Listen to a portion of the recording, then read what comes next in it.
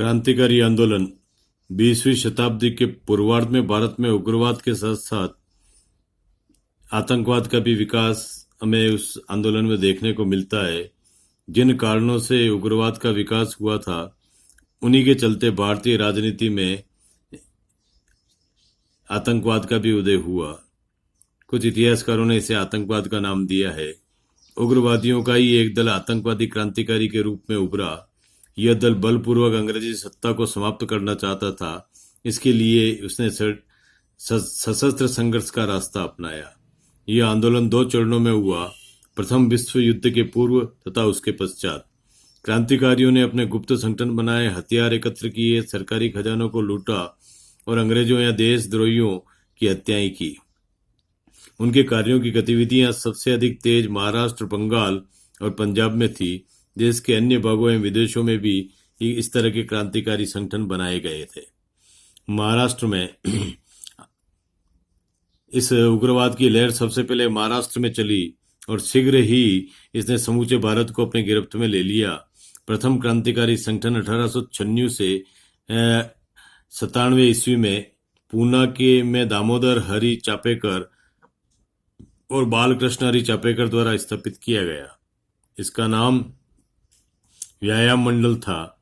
उसके द्वारा वे नौजवानों का एक ऐसा वर्ग तैयार करना चाहते थे जो देश के लिए अपने प्राणों की बाजी लगा सके।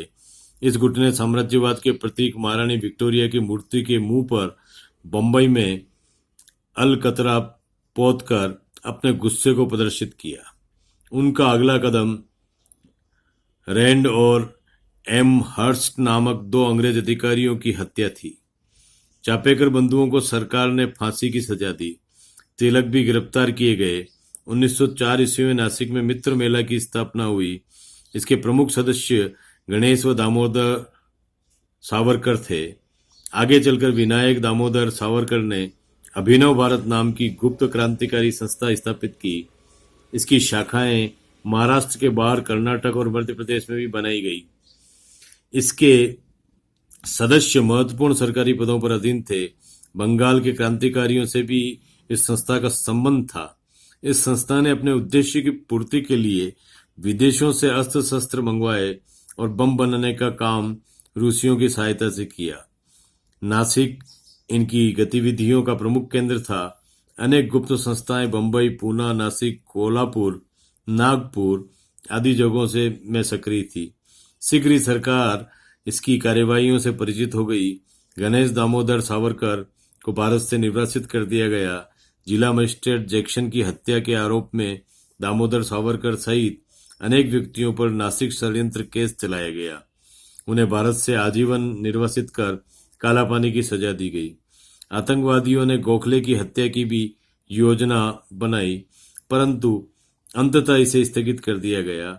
इन आतंकवादियों की सहायता गुप्त रूप से व्यापारी वर्ग एवं सामंतों ने की थी, परंतु 1910 ईस्वी तक सरकार की दमनात्मक नीतियों और धन की कमी के चलते महाराष्ट्र में आतंकवादी संगठन संगठित नहीं हो पाए और वे बिखर गए। बंगाल में महाराष्ट्र की तरह बंगाल में भी इसका विकास प्रचार हुआ। बंगाल विभाजन की योजना, इसके विरुद्ध जन आक्रोश की भावना एवं सरकारी दमनात्मक कार्रवाइयों ने आतंकवादी कार्रवाइयों का प्रसार किया। आतंकवादी गतिविधियों की शुरुआत 1903 ईस्वी में स्थापित अनुशीलन समिति से हुई। इसे प्रमथनाथ मित्र, चित्तरंजन दास, अरविंद घोष और सिस्टर निवेदिता का आरंभिक सहयोग मिला। यह संस्था प्रकट रूप से नवयुवकों को व्यायाम की शिक्षा देती थी, परंतु गुप्त रूप से कुछ नवयुवकों को क्रांतिकारी कार्यों में भी लगाया जाता था। बंगाल के स्वदेशी आंदोलन के चलते इनके कार्यों में तीव्र गति से विकास हुआ। समिति का एक दफ्तर ढाका में भी खोला गया। संस्था ने लोगों में क्रांतिकारी भाव जागृत करवाए। भारत की स्वतंत्रता के लिए युद्ध की आवश्यकता पर बल दिया गया। सदस्यों को छापामार युद्ध की शिक्षा भी दी जाती थी। क्रांति का संदेश पूरे भारत में प्रचारित करने के लिए बंगाल के बाहर भी प्रयास किए गए। इसके लिए सदस्यों को बिहार, मद्रास, उड़ीसा भेजा गया। इस संस्था द्वारा प्रकाशित युगांतर नामक पत्रिका ने क्रांति का संदेश घर घर तक पहुंचाने का काम किया। युगांतर के अतिरिक्त भवानी मंदिर, वर्तमान, रणनीति, मुक्ति कौन पथे आदि पुस्तकों ने भी क्रांतिकारी विचारों को पूरे देश में प्रसारित करने के कार्य में अपना योगदान दिया। इन गतिविधियों के परिणाम स्वरूप बंगाल में ये गतिविधियां बढ़ी। पूर्व बंगाल के lieutenant governor sir base field Fuller की हत्या का काम प्रफुल्ल चाकी को सौंपा गया, किंतु यह काम पूरा नहीं हो सका। 1907 ईस्वी में बंगाल के लेफ्टिनेंट गवर्नर की ट्रेन के मेदिनीपुर के पास उड़ा देने का षड्यंत्र हुआ तथा 1908 ईस्वी में चंद्रनगर के मेयर को बम द्वारा मारने की योजना बनाई गई। 30 अप्रैल 1908 को प्रफुल्ल चाकी और खुदीराम बोस ने मुजफ्फरपुर, जो वर्तमान बिहार का हिस्सा है, के जिला जज किंग्सफोर्ड पर बम के प्रहार किया, परंतु वह बच निकला। खुदीराम को इस अपराध के लिए फांसी की सजा दी गई, परंतु पकड़े जाने पर चाकी ने स्वयं को गोली मार ली। इसके बाद कलकत्ता में आतंकवादियों के ठिकानों पर छापा मारकर अनेक व्यक्तियों को गिरफ्तार किया गया और अलीपुर की अदालत ने राजद्रोह का मुकदमा चलाया, जो अलीपुर षड्यंत्र के नाम से विख्यात है। इसमें एक क्रांतिकारी नरेंद्र नाथ गोसाई सरकारी मुखबिर बन गया। फलतः कन्हैयालाल दत्त और सत्येंद्र बोस ने उसे जेल में ही गोली मार दी। इस मुकदमे से संबंधित सरकारी वकील और डिप्टी पुलिस सुपरिटेंडेंट की हत्या कर दी गई थी। अनेक व्यक्तियों को फांसी की सजा भी हुई। 1910 ईस्वी में हावड़ा षड्यंत्र एवं ढाका षड्यंत्र हुआ। बारीसाल में भी आतंकवादी कार्य हुए। सरकार ने इन आतंकवादियों का दमन करने के लिए दमन चक्र चलाया। अनेक क्रांतिकारी फांसी पर चढ़ा दिए गए, कुछ को गिरफ्तार कर लिया गया और अनेक को निर्वासित किया गया। इन दमनात्मक कार्रवाइयों से ये संगठन टूटने लगे। पंजाब और दिल्ली के में ये कार्य, पंजाब और दिल्ली की में भी ये कार्य फैला। बंगाल की घटनाओं का प्रभाव यहाँ भी व्यापक तौर पर पड़ा। 1907 ईस्वी में आसपास पंजाब के किसानों ने औपनिवेशिक विधेयक के कारण तीव्र असंतोष व्यक्त हुआ। इसका नेतृत्व अजीत सिंह और सैयद हैदर राजा कर रहे थे। अजीत सिंह ने महिबाने वतन नामक क्रांतिकारी संस्था बनाई। लाला हरदयाल और लाजपत राय भी क्रांतिकारी कार्यों में संलग्न थे। लाला लाजपत राय को सरकार ने गिरफ्तार कर लिया, परंतु अजीत सिंह भाग निकले। क्रांतिकारियों ने उत्तेजक पुस्तकें एवं लेख लिखना प्रारंभ किया। इनमें प्रसिद्ध कौमी इल्लाह नामक पुस्तक और पेशवा, बेदारी और सहायक जैसी पत्रिकाएं हैं, जिनमें क्रांतिकारी लेख छापे गए। पुस्तकों एवं पत्रिकाओं का वितरण मुख्यतः वंदे मातरम बुक एजेंसी और भारत माता बुक एजेंसी द्वारा होता था। सरकार ने इन पर छापे मारकर इन्हें बंद कर दिया। लाजपत राय की गिरफ्तारी और लाला हरदयाल के विदेश में चले जाने से ये गतिविधियां कुछ धीमी पड़ी। रासबिहारी बोस ने इसे बचाए रखने का प्रयास किया। दिल्ली में क्रांतिकारियों का नेतृत्व मास्टर अमीर चंद ने किया। 1912 ईस्वी में दिल्ली में लॉर्ड हॉर्डिंग्स पर बम फेंका गया, जिसमें वायसराय जख्मी हो गए और उनके एक सेवक की मृत्यु हुई। सरकार ने संदिग्ध व्यक्तियों को गिरफ्तार कर मुकदमा चलाया। अमीर चंद और बम फेंकने वाले बसंत विश्वास और मनमथ विश्वास को फांसी की सजा दी गई। रासबिहारी बोस भागकर जापान चले गए और वहीं से क्रांतिकारी गतिविधियां संचालित करने लगे। भारत के अन्य भागों में क्रांतिकारी गतिविधियां, देश के अन्य भागों में भी ये गतिविधियां, क्रांतिकारी गतिविधियां परवान पर चढ़ने लगी। मद्रास में इसका संचालन विपिन चंद्र पाल ने किया। उनके विचारों से प्रभावित होकर अनेक व्यक्ति इस आंदोलन में कूद पड़े। 1911 ईस्वी में तिनवेली के जिला मजिस्ट्रेट मिस्टर एश को रेलवे स्टेशन पर ही गोली मार दी गई। नीलकंठ अय्यर और वीवीएस अय्यर ने मद्रास में आतंकवादी कार्यों को बढ़ावा दिया। राजस्थान में इस क्रांति को फैलाने के लिए मुख्य भूमिका अर्जुन लाल सेठी, भारत केसरी सिंह बारट, राव गोपाल सिंह ने निभाई। प्रताप सिंह ने अजमेर में क्रांति की ज्वाला जलाए रखी। मध्य प्रदेश के प्रमुख क्रांतिकारी अमरोती के गणेश श्री कृष्ण खापड़े थे। संयुक्त प्रदेश आगरा एवं अवध के क्रांतिकारियों का प्रमुख केंद्र बनारस रहा। सुंदरलाल द्वारा प्रकाशित स्वराज्य और कर्मयोगी क्रांतिकारी भावनाओं का प्रसार करने लगे। बिहार में पटना, देवघर, दुमका आदि जगहों में क्रांतिकारियों की गतिविधियां तेज हो गई। पटना में बीएन कॉलेज और पटना लॉ कॉलेज के अध्यापक कामाख्यानाथ मित्र, सुधीर कुमार सिंह, पुनीतलाल, बाबू मंगलाचरण इत्यादि ने इन गतिविधियों में अपना सक्रिय सहयोग दिया।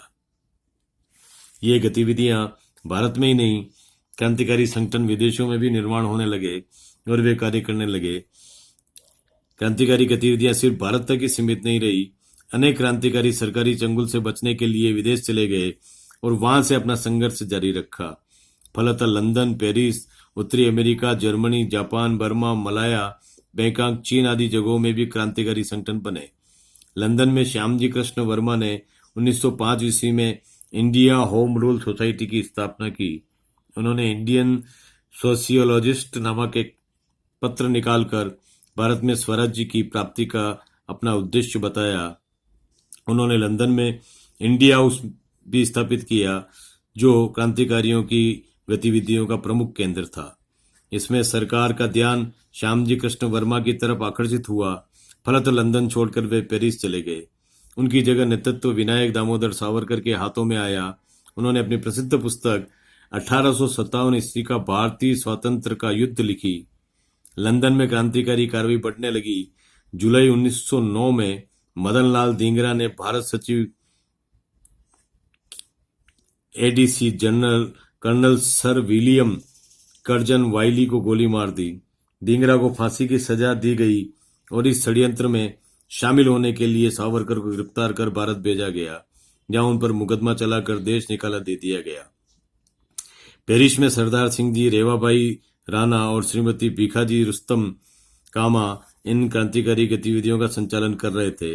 लाला हरदयाल और उनके साथियों ने 1913 ईस्वी में सैन फ्रांसिस्को में गदर पार्टी की स्थापना की। संस्था ने एक साप्ताहिक पत्र गदर भी प्रकाशित किया, जो आंदोलन को बढ़ावा देती रही। गदर पार्टी का उद्देश्य अंग्रेजी सत्ता के विरुद्ध बगावत को बढ़ावा देना था। इसी प्रकार बर्लिन से क्रांतिकारी पत्र तलवार प्रकाशित किया गया। क्रांतिकारियों ने लंदन में कमाल पाशा से भी भेंट की। भारत और मिस्र के क्रांतिकारियों का सम्मिलित सम्मेलन ब्रुसेल्स में हुआ। बैंकॉक और चीन के गुरुद्वार भी क्रांतिकारियों के विचारों के केंद्र बने हुए थे। तो इस तरह हम देखते हैं कि सत्ता संग्राम का ये जो उग्रवाद का जो आंदोलन है, जिनको कि कई इतिहासकारों ने अंग्रेजी राज के चलते हुए और अंग्रेजों के सरकार को सरकार मानते हुए, उन्हें विदेशी आक्रांता न मानते हुए, उन्हें सरकार मानते हुए ऐसे क्रांतिकारी गतिविधियों को आतंकवादी गतिविधियों के रूप में देखा है। मैं इतिहास के ये तथ्य जो हैं ये बताते हैं कि ये सारे क्रांतिकारी लोग थे। इन्हें आतंकवादी कहना, इनका जो आतंक था कि जनता के खिलाफ इनका आतंक नहीं था, ये उस विदेशी सत्ता को हटाने के लिए साम दाम दंड भेद और एक सशस्त्र क्रांति के द्वारा उन्हें विदेशी शासन को हटाना चाहते थे। अतः उन्हें इस रूप में देखना, उन्हें आतंकवाद के रूप में, अंग्रेजों के लिए निश्चित रूप से एक आतंकवाद की श्रेणी में आता है। लेकिन अगर उसको भारतीय देश की दृष्टि से देखा जाए, राष्ट्र की दृष्टि से देखा जाए, तो ये नहीं कहा जा सकता कि इसे हम आतंकवादी कहेंगे या इन गतिविधियों को आतंकवादी गतिविधियों के रूप में माना जाएगा। ये राष्ट्रवादी गतिविधियां थी जो अपने राष्ट्र के लिए सब कुछ समर्पण करने की भावना से, सब कुछ त्याग करने की भावना से, स्वयं का बलिदान करने की भावना के कारण मानव मन में प्रेरित होती है।